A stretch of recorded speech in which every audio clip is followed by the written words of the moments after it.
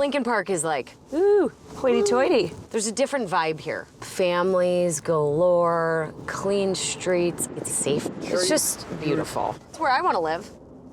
This house on Jansen, at some point, it was carved up into 4 units, but looking at the pics online, it hasn't seen any love inside for probably 40 years. Ugh. But assuming that we dig out the basement, it would be around 5,500 square feet. It's a mansion. This is really pretty. Late 1800s, brick structure. I love the red and the black. The arches are nice. I mean, the brick's in good shape. I always want to see a railing in the front. I love the ironwork. Yeah. Saves us some money right there. And it's a cute little front yard. I'm into it. Let's get in there. Currently, 1 unit in the front, 1 unit in the back, and then the same above it. Oh. Well, I was hoping it was going to be pretty. It's pretty ugly. What is this? Faux pebbles? Yeah. Ceiling height's great. Open concept kitchen. Cool. Little powder room. Clawfoot cast iron tub. Oh, God, I thought there was a body in there. I thought it was like laying down in the tub. It actually looks like hands, look. I know. That's funny. So you can enter from the front if you live here.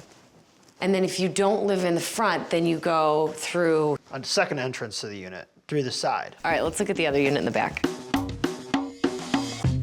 Jackpot. Wow. Was there an earthquake? What is this caused by? Moisture. What? Yeah. I mean, this moisture damage is real bad. Everything in here, I mean, it's like going back in time. We're gonna have to take on all that lath, all this plaster. That's a cool little range. That's so cool. Couple rooms off here. It gets worse. It's pretty rough. Whole place. The blood orange carpet. It just looks like a scary movie. All right, let's look at the other unit.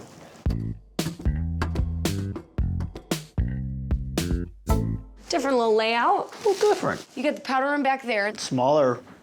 You said 40 years they haven't touched it. I believe you. Den back here. That record player is kind of cool. They sell these things for like $1,000 after they fix them up. Oh yeah, people get crazy. Let's look at the other unit in the back of the building. I mean, honestly, the kitchen's in the back of this unit. And it looks like the bedroom's up front. This is huge. For it being later in the day, there's still decent light in these That's units. beautiful. These are just like 1 2-bedroom units. We could potentially keep this as a 4-unit building. It's definitely an option. I mean, Yeah. is this the bathroom over here, by the way? Oh. Oh, okay. Okay, I want to see the backyard. Okay, so not much of a yard. I guess if this turned into like a single family, that we would take this off the back. Garage is I mean, built. it's not a giant backyard because the building is very long. It's huge. I think it's cool. I mean, if you want to be on a scale from being cool, it's pretty cool. All right, let's go around front. Okay. I mean, what a deceiving house. We walk up, we're like, wow, look at it, great. And then the worst house ever. Being in Lincoln Park is like, we wanted it. We wanted it. We didn't want what was inside. No matter what, this place is gonna need massive work. So let's say this was a single family. Yeah. And just give me raw, straight out numbers. We buy this thing for $850? Correct. I think all in for a single family, we're putting in probably around $650,000. So that's borrowing a whopping $1.5 million on this property, which is $600,000 more than the one in Logan Square. Jeez. If we do 4 units, what are we looking at? We'd probably only spend around $400,000. For all 4 units? Yeah, thinking $100,000 a door. I know it's hard to believe, but we're actually gonna be saving money. The floor joists will leave. We're not gonna dig the basement. With the 4 units, the garage spaces, this building would be worth around $2.2 million.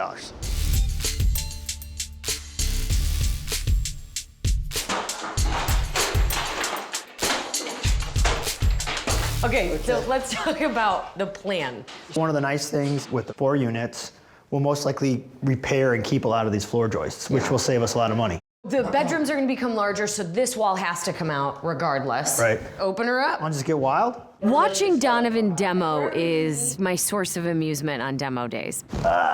He doesn't like to get dirty, so it's just really funny to watch him do it because I know he dressed a certain way and it's messing that up. Here, it's like you're a surgeon. I'll be your nurse. There seems to be a beam going the long way of the house here. Even if this wall does prove itself to be structural, the new wall can always be structural. So we'll frame some temporary structure when we remove this if needed. Moving this wall should not be an issue. Okay. Jansen's still a big project. The walls are all plaster and lath. Certain units have furniture, appliances in them, and certain units don't. Most of the interior framing will come out, all new plumbing, all new mechanical, all new electrical.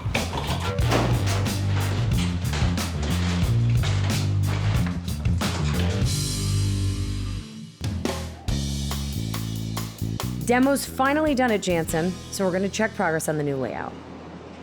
Oh, makes it look real big, huh? Yeah. This is open concept here.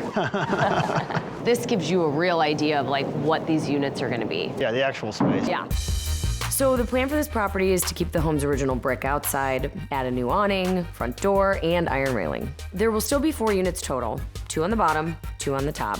They'll each have 2 bedrooms with unique, sophisticated finishes. So a master and then kind of an office or second bedroom. And they'll each have 1 bath, except the biggest unit, the front top one, which will have 2 baths. They're small units. Yes. Okay, and so we've got to be super crafty with how we differentiate each. So the biggest impact is going to be with the finishes I pick. They've got to be upscale because of the neighborhood that we're in. They've got to feel cohesive and somewhat similar, but with their own built-ins, tile selections, cabinets, colorways, and wall treatments. Well, we're already making rapid progress. Guys are framing, which is great. Yeah. They're putting down subfloor now, obviously upstairs, so they can frame the interior walls. The nice thing is we were able to salvage some of the actual, floor joists, so that's good. We want to start getting all the rough fixtures inside the wall. We need to order appliances, we need to order plumbing. This one's moving fast, fast, fast. So I'm actually very impressed with you. Oh. Yeah. Can we record that? This poor old thing's about to fall down. We're out here. We're gonna need a couple 100 square feet of this barnwood. Yeah, look at them. Adding a little rustic element, especially barnwood that we take off with our hands. And just something that's a real focal point right when you walk in this house. Oh, geez. What kind of reckless stuff is that? Get it? Booyah.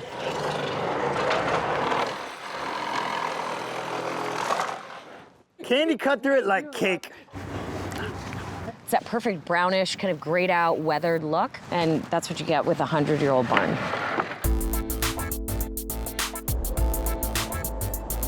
Jansen's moving along. Drywall's up and ready for tile. You got flooring down. I went with tongue and groove red oak flooring, similar to what was originally in this home. It may be rentals, but we're not cutting corners on finishes. After doing our comp research, the priority for renters in this price point is having an in-unit washer dryer. So no matter what, we've got to have that amenity.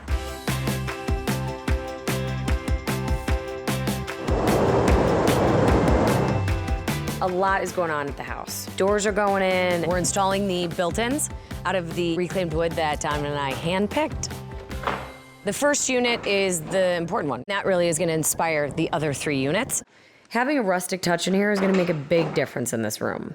So I've got my go-to craftsman, Ari, here to help me turn all this barnwood into something pretty cool. The wood looks great, and I love that it's from an hour away. TV wall, this is tight, right? Sofa over here, maybe room for some sort of very small coffee table. This is form and function. This has to be able to store stuff. Keep it tight against the wall. Yeah. It'll look nice. Picture frames, like accessories. I think it's cool to be able to, bring back in something a little rustic, because these are gonna be, I think, younger people renting these spots. They love the reclaimed wood. Yeah. We do have the vents here. We have to start above it. So this one's gonna be more floating. Each unit's gonna be different.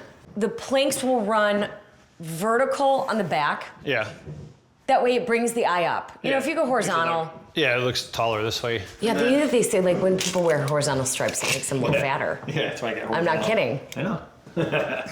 But I feel like I'd never wear horizontal stripes. Typically TV, you wouldn't go any higher than this, so I mean you can even go No, lower. I think that's pretty, Yeah. I think that's ideal. I think we go to 20.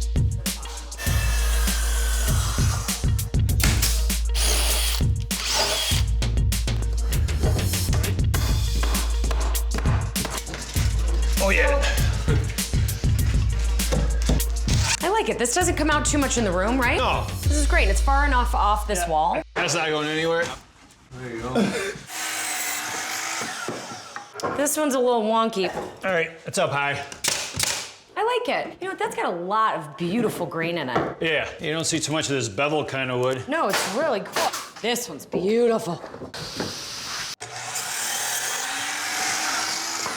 So the overall look with these units, they're luxury rentals. A lot of clean lines, but a lot of rich textures and colors. The areas that count get the most attention and a little more money.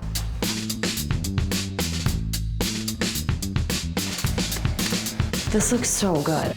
This makes your eye go all the way up, you know, and you really get a sense of the ceiling height. That's a huge selling point. And then I'm gonna go buy the TVs, I'll do the mount. We've got a clear path right into the kitchen, dining room. This looks really good. It's cool, I like it. Really good. This really is the inspiration for the other 3 units. This looks great. The person that's gonna buy this building from us is somebody looking at it like a rental property, income property. So I gotta make sure that the finishes are really gonna hold up. They're appealing to the masses, and that really makes it such a desirable, you know, investment. Today is our big open house day. We bought the building for $850,000. We were a little over budget on our construction costs at about $570,000. We're gonna ask for a big number for this building, you know, somewhere in the world of $2 million. We need to fully rent the building or we're not gonna sell it. And if we don't sell it, we're gonna sit on this and we're gonna lose so much money. When we first saw this house, it had an ugly front door. There was glass block all around it. It had cheap white plastic frame windows. And the front yard had been scraped totally bare. Now in front, we got a new front door. Went with a minimal look with an arch to mimic the arches around the windows. I kept the lines very thin, but also wanted some coverage because of the weather. New windows, because we wanted that black frame to bring in a lot of the black accents. We kept the original railing, matched all of the wrought iron, and then added some really great landscaping and planter boxes, which I think just adds so much charm to this house. Today is open house day for the renters. At this point, we are over budget, so we have to rent them, and we gotta get this place sold. On the arch, the black stairs. I'm excited to show it off to as many as humanly possible. Hey guys, come in, look around. This had already been converted to a 4-unit building before we found it, but I really wanted to bring back the charm it originally had in 1893. So now there'll be rentals, but each unit really captures the feeling of a single-family home that's so much a part of Lincoln Park. It's high-end, it's fully furnished. We've got 4 total, 2 bedrooms on all of them. Who's looking for rentals? Everybody?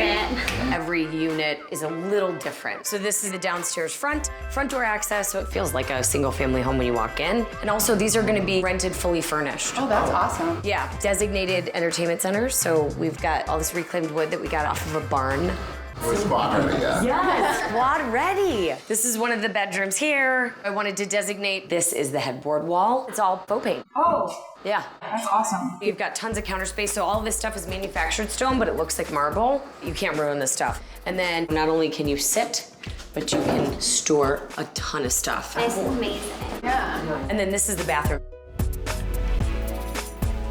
From the tile to the cabinetry, very elevated finishes. I like the colors. This is the fanciest bathroom I think I've ever seen. For real. Now I want to show you the back unit.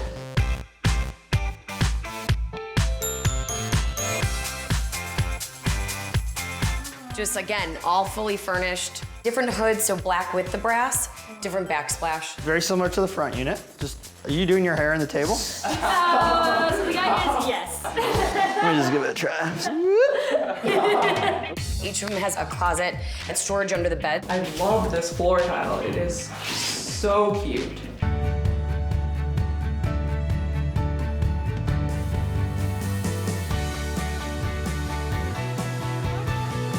So we are now at top front unit, which is my personal favorite.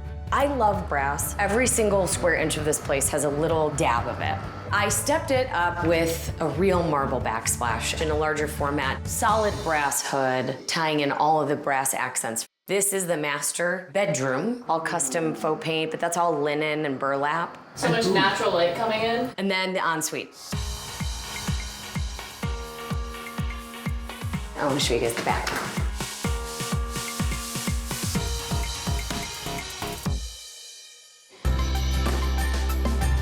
Jansen was a huge success. We actually sold it.